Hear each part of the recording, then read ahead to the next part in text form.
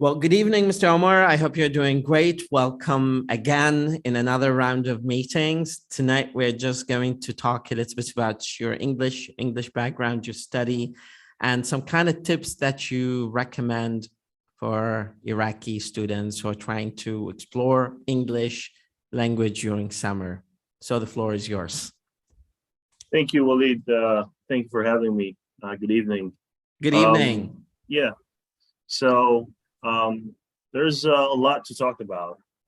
First, to begin with, since we are dealing with English here, maybe we could tackle the topic of culture that is which I see is significantly relevant to the language learning, specifically English language learning. So I think this is one of the most important things to begin with right now. And whatever else that you would like to talk about, I'm also open to any suggestions. So let's get started by asking you to tell us a little bit about your English and how you got started with this language. What kind of beginning you had with English language and how you started exploring this beautiful language? I would say the beginning was with a very motivating teacher at the 12th grade, and she was one of the greatest people that I've met in my life. And she spoke English really well, and I think this is where I first picked up the language and got interested in the language. And beside that, she was also very encouraging. And when she saw that I was interested, she gave me specific attention, and that developed my love for the language. And I tried my best to try to impress her. And that's how I started. But then it developed on me. And throughout the years, English was the topic that I got the highest scores in. And then when I went to college, it was the topic that I chose to study. And eventually, I ended up with having my master and PhD in English language. Okay, that's beautiful. So understanding what you said, there might be two elements that, aside from, the early age of learning language, the motivating teacher or instructor and the care that is given to you, bestowed on you by that lovely teacher, blessing of God be on her or him. I think these are very crucial elements of any good start when it comes to English language. And I really think that the major investment should be vested on these two items. And the first one is pretty much the same, but the one that I had on my side was on the high school. It was not the sixth preparatory class. It was the fifth. I had a teacher who graduated from Baghdad University, and he just came as a substitute teacher. And he was so fluent because he worked with the American Army for some time before he comes to our school. So when I heard that beautiful musical language that was just coming out of his mouth, I was really fascinated. So I think this age or this age group is really important to be paid attention to, because it's going to be the trajectory of your success in language. Tell us a little bit about your study abroad and what has it to do with English, and how did it add to your value as an English instructor now? Definitely, it was helpful in many ways, but I think one of the most important ways that it was helpful is that it enabled me to see the culture, lifestyles, and the everyday life of the people who spoke the native language. And this was eventually reflected in my own teaching. And that's why the first topic that I started with you was the culture. So the way I see it, if you don't understand the culture, which is a topic that is very germane to learning English, you will never be able to be, I would say, fluent, culturally fluent, because the way you use language is in formal situations, which is mostly used in learning, is could be very different from the way it is used in everyday life. So it was very helpful in helping me see how it is used in reality by real people, and being exposed to daily situations and daily lifestyles of the native speakers of the language and the culture was very helpful in being significant in me comprehending what might have been very difficult in other contexts if I was not exposed to the culture. I know it's really challenging for a person who's just coming out of Iraq with the kind of conflict that we've gone through for many consecutive years, to have an eye-opening experience like the one and becoming an alumni and a facilitator later for any student who would like to share or replicate the kind of experience you've gone through. I really advocate for the value of culture and fostering culture.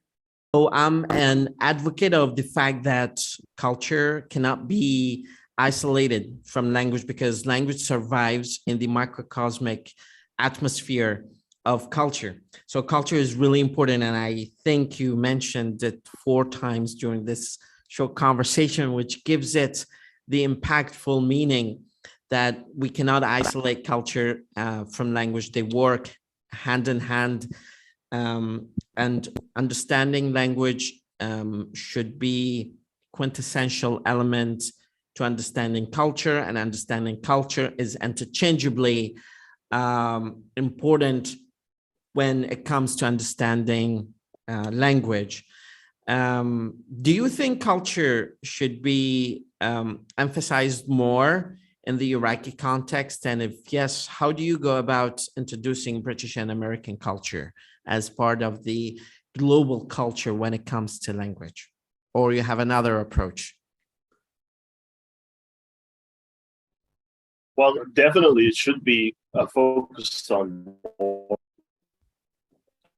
Not only that, I think the teachers need to be trained more on this topic. Yeah. Okay. Was he further first? Yeah, I think the teacher is trained on this topic, and they should probably get some courses and understanding the significance of culture. And as you said, they go hand in hand, culture and learning. Unless you master both, then you would not be able to deliver the information to the students. And I think the way that is followed here, I think they go more with the British. And this is also problematic because what kind of British are we talking about? Are we received pronunciation? Yeah. Are we talking about Wales? Are we talking about Scottish English? So yeah, there's no one way to deal with this, but all in all, there should be an element of culture, should be involved in teaching students the English language. And from my experience in the United States, if I were to teach students, I think I would follow the US culture, because nowadays it is, due to globalization, you can see it every day. It's I mean, it is on the internet. Whatever happens, for example, in Hollywood, or whatever happens on whatever social media that is controlled or that is sponsored by an American figure, then it would eventually be kind of a source of cultural, I wouldn't say exchange, but cultural exposition, if that's right. and you would be exposed to that culture on a daily basis. So why not make use of it? Why not teach students and make students aware of this fact, and so that when they learn the language, then they would learn it in its own culture and not decontextualize. Because when you decontextualize the language, you are not using the language that is used in its native context. So it is significant, but which one do you use? That's the question that should be posed to those who are, responsible for making the curriculums in Iraq. And I would like to hear your take on this as well. Actually, it's very controversial or controversial in and of itself, because there's so much politicization of it. And the case for the accent or dialect has been so much marketed to a point of saturation. And I think the Iraqi learners fall in two teams in an ignorant way, because the issue of accent or dialect is minor when it comes to the deliverability of the materials and the kind of learning that they have to go through. However, your approach is really likable, and there should be some sense of hybridization of the kind of introduction that the teacher goes by, selecting few items from British, Australian, Canadian, American, Indian, Malaysian, Indonesian, even Emirati people who speak English, selecting samples, with augmented reality and the advanced technology nowadays. We can bring even virtual reality into the classroom and showing people that language is not about the team of British people and American people. Language goes beyond that. It's not like being in a conflict with another person just because the way they sound. That's really ridiculous. We should not be blind of the trees and not see the whole picture or the whole forest. We are missing the forest for the trees, and we are not focusing on the bigger picture. So this marketing of British English, I think, and in my own interpretation, came from the stigmatization that American legacy left in this country since 1990s.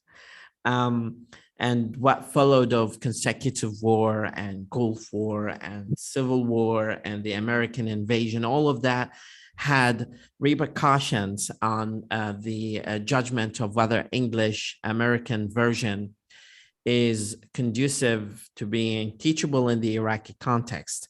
However, I think we would be very blinded if we say, well, British English is more important because, hey, look at Hollywood and what they are doing with Netflix and Amazon and all the streaming channels on online and YouTube, and they are dominating Paul Logan is dominating YouTube. So the case to be made here is, I think, in Arabic, in Holy Quran, we say, وَمَا يُنَبِّئُكَ مِثْلُ خَبِيرٍ. Listen to experts. Just don't listen to the marketed language by English centers or by channels who promotes for certain kind of accent that is better. I mean, to some extent, if they are marketing that in alignment with good teaching materials and qualified instructors, so be it. Just teach them to speak in this category of speakers or speaking accent or that one. Just get them out of this loophole and let them look at the general beautiful spectrum of language, the whole gamut of colors of accents and dialects, and don't get stuck in this kind of chicken and egg debate. What do you think? Well, definitely, I agree with that. But the reason why I said go with the American culture is not to follow it precisely in and by itself. This is definitely not my point here. But what I'm saying is, if it's in every house now, if Mhm. it's always with us, why not make use of it positively so That's that the we are elephant in aware the room. of exactly. Why not talk about it? We should talk about it, Yeah. definitely. I mean, why avoid it? Because if we avoid the problem, this does not mean that it doesn't exist. And if it exists, then we should talk about it. And this is why I'm saying, if you know something and you realize that it's there, and if you think it is dangerous to in one way or another, then definitely talk about it and see how you can use it Mm. positively, or make use of it at least. So if it's there, um, this is controversial actually, Mhm. and I mean, why follow the British? I mean, the British are also. I mean, the British culture is also it could also be politicized. Mhm. So if you're teaching Definitely. one version or another, then um, this does not mean that one of them may be marketed as, politicized or as negative, and the other as more positive. They're both Mm. in the same boat. So um, at the time when they chose British, it was the most prevailing, I think. But now Mm. uh, language is dynamic. I mean, it Actually, changes, it's and the preference definitely also changes. it's really dynamic. Language is dynamic to the point that the next day you wake up, you have to catch up with what the kind of things that just went online viral, and you need to cope up with the terminology out there. The other day I was reading something and I came across the word irksome, IRKSOME. And for me, that word, I've seen it like 10 years ago, probably. And I didn't think that's going to be that common. And then it just happened to be very common in English. Just because I didn't listen to it doesn't mean that it's not common. So focusing on vocabulary that are common, and focusing on idiomatic expressions, most common expressions, terminology that are within the field, within the territory of your expertise is really important. And even let's be factual more. A standardized test like IELTS and TOEFL, they never mention the word accent. They never. They say diversity of vocabulary. They say advanced vocabulary. They say lexical diversity. They say grammatical range and accuracy, but they never mention the word accent. Exactly. Yeah. Why? Is it because it's I mean, important? even when you take the Hmm. test, Definitely. They there's some. judge I'm on sorry your to interrupt you here, but deliverability. and also the listening test. Mhm. Each segment of the test, you would hear a different accent, because Mhm. what they want to test is your ability to comprehend different accents, and Mhm. they are not um, stuck to only one, the British or So the if American. So learners are perceptible to different kind of accents and different kind of dialects, that means they are in advanced level. So it's not a matter of speaking an American accent or British accent that matters. I think this is a very futile kind of debate that is promulgated by certain group of people just to stigmatize this accent and not that accent. And I think um, this is a legacy of the old obsolete kind of method of teaching. What's your take on that? exactly, yeah. And just to make my point clear, and I'm not, advocating one or another culture. And Of the course. reason why I'm talking about the American culture is because it's neglected here. We are giving a blind side or a blind eye to this kind of culture, which is, um, even though it is very common nowadays, it is very widespread, and it is part of the language of the native language. The United Mhm. States, there are about more than I think 400 million people who speak the language. Well, So why ignore 375 or this something. fact? Mm. Well, you're an expert on this, so yeah, about that. Um, why neglect it? Why give a blind eye to it? Mm. Well, there's a saying in Arabic that says, if you know the language of the people, then you will be safe from their danger or something along those lines. So why are we giving a blind eye? If that's the reason why we are not, not paying more attention to the American culture, then at least we should be aware of this culture, and we should be utilizing this culture in our teaching, and which I think is very helpful. And most of the modern ways of teaching languages in general come from the United States, I believe. So there you go. There you have it. I mean, I think I'm not saying we should teaching model that ignore they're the British, but we should be more comprehensive of when I was back in the United possible. States. I think there's some delay in the voice. When I was studying back in the United States, I was taught by a Malaysian professor, British professor, Australian and Canadian professor. So those professors are coming from different backgrounds. They're different from different accents. But the detrimental factor of their excellence as instructors is the amount of experience that they shared, the publications that they've published, the wealth of knowledge that they have. All of that is far more prioritized than just this minuscule thing that is called accent. The pinnacle of any person's excellence in language is understanding culture, understanding customs, understanding the way they the culture and language. I mean, we cannot isolate language, we cannot de-skin language from where it originates, because a lot of analogies, a lot of metaphors, a lot of expressions, a lot of idiomatic expressions that we use in language, even grammar, is determined by the kind of culture or culture that is stemming from. Like, for example, in Ebonics or Black English, they don't use the third person singular in some cases. So they say, for example, he do the work instead of he does the work. And this is very common in the suburban areas of New York. And this is let me interrupt you here. This is why I'm calling for culture to be embedded with the learning and teaching of English, because to someone who is not exposed to the African American dialect, they will become very judgmental. Yeah, exactly. They would say that this is an ungrammatical way of talking in English or speaking in English. So that's why it's germane. It's definitely important that we give it more attention.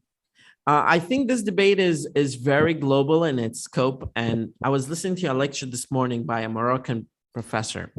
And he was talking about the debate between two Arab linguists from the old ages. And they were, one of them, they had this kind of grammar debate during that time, I think in the Abbasid reign or the Umayyad reign, or some hundreds years ago. And the first linguist was judging by how many people use that expression. They were debating on a grammatical structure. One was from Kufa, the other was from Basra. And Basra's school of language, of grammar, or Nahu, was in a heated debate with the Kufis linguists. And the Kufi follow what's more common in spoken, which is equivalent to nowadays descriptivists, or in modern linguistics. While those people in Basra, they were following the prescription of grammar. So they were following, right? They were prescriptivists. So there was this debate, and they ended up like the one from Kufa wins the debate. And when it comes to the bottom of the problem, we find that they were both correct, but the perception of the authority will determine which one is right and which one is wrong. So to your lens, which one is more common is not equivalent to which one is more likable, because some other people may stigmatize English, that is with the rhotic R. So saying R is just an indicator that you're Americanizing your pronunciation. On the other hand, if you drop the R, which happened to be followed the presence of R, ironically, they will think of you as the standard. However, what's ludicrous from my own perception, of course, is that those people who advocate for dropping R in their teaching and pedagogy, they end up saying it. Well, that's where interference comes into play, because if you have it in your own mother language, then it is inevitable that you drop it in all of the words that you use. There must come some sort of context, a situation where you just use it unconsciously, and there you have it. This is another another form of why we need to be more exposed to the cultures. And I'm not, because I focused on the American, I forgot to mention that it's not only the American that we have. For example, if you watch the Peaky Blinders, then I think most of English learners in Iraq would not be able to understand what the character is saying without subtitles. And I myself sometimes find it very hard to understand what they're saying without using subtitles, because I'm not exposed to the culture, because their culture or the background from which they come is not very common to me. And that's why I need more knowledge about this background. And this takes me to a very related topic, which is the words themselves. Words themselves are not used always with the same meaning. They depend on the context in which they are found, and not only the context. And by context, one of the elements of context is the culture in which it is used. And so when you're saying that, for example, biscuit is not the same, doesn't have the same meaning in the United States and in Great Britain. So they use two different words. And if you say biscuit in UK, then it would mean something else, which is chips to probably chips to the Americans. So ostensibly in the Iraqi contexts, there's been exaggeration and ostracization. They ostracize the American dialect or the American trend of teaching. And I think when it comes to analyzing the case here, you don't find that there is any justifiable reason for that. I think conspicuously, the idea of introducing language, whether in American or British or Australian or Canadian, it serves the purpose, because you're using language as a means of communication, and no matter how much kind of exaggeration you put, you end up with what the kind of materials that they are learning. And I think this comes from the fact that they are unaware of the depth of the issue. Definitely, there is some sort of ignorance in this area.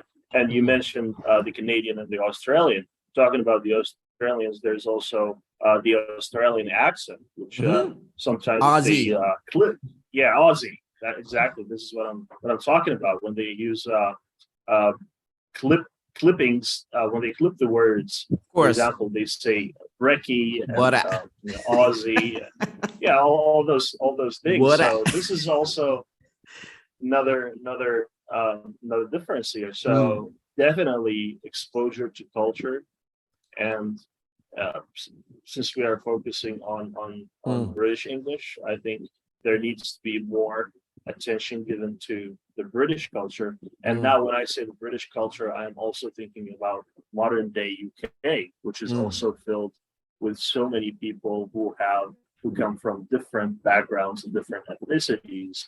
And now if you go to London, for example, then it is there's a very high likability that there you would you would meet someone who is Arab, who's Iraqi, who is from Afghanistan, Pakistan, etc. Because I have so many friends there, and they tell me that I've never been to London myself, but the way I see how it goes on TV and on social media, and from what my friends are telling me, there's definitely some kind of cultural change. So when we say the culture of the UK, are we talking about the culture of the white people, or are we talking about the Arabs or the Africans, or people from India? So I think nowadays with the presence of statistics, we cannot be very factual and over generalize the fact that the British English or British accent or British dialect is dominating the British community, because look at Ireland. They like to talk with their own accent. And to some extent, those people in Manchester, they want to show off their labor and workers accent. And those people in London, Londoners, they like to show off the kind of accent that is kind of mixed with French to some extent, especially when it comes to cuisine. So the fact that we're talking about numbers, and numbers don't lie, that the percentage of people who speak British accent compared to those people who are immigrants, second generation immigrants, people coming, tourists from all walks of life, from all countries, are reshaping the perception of language. And our tips for our audience: try to be open-minded, don't be very judgmental or take things to the extreme and saying, well, British accent is the standard and everything else is wrong. Because what is your response to this kind of statement, Omar? Well, definitely. The statistics don't lie, as you said, and because due to immigration and due to other factors nowadays, the geopolitics is in a constant state of changing. So we need to be up to date about those kind of things as teachers of English, and we need to be constantly updating our curriculum in order to cope with what's happening in the world. Yeah. Omar, so this kind of conversation should continue in our next meeting. This is an introduction to the discussion of dialects and accents. And thank you so much for giving us a little bit of background about your study. In the upcoming meetings, we'll definitely choose a heated, controversial topic to elaborate more and probably to shed some light on the variations of American and British English, and which one deserves more attention in our curriculum, and choosing the right materials for study of language. We can dedicate an episode to talk about writing and how you improve your writing based on your publications. You've done a bit of that, and maybe we can dedicate an episode to talk about media and journalism and analyzing news context. I think this is something of an interest to you. Definitely. So I'm tapping on your experience in this territory. I think we're, when it comes to the analytical approach of news and media, we're just walking in a minefield. So we're going to be careful, and then ready and equipped with the right apparatus to walk through that kind of field carefully and with a critical point of view to the kind of news, because people are brainwashed, people are tricked, people are fooled. And the greatest mass destruction weapon that media is using is called language.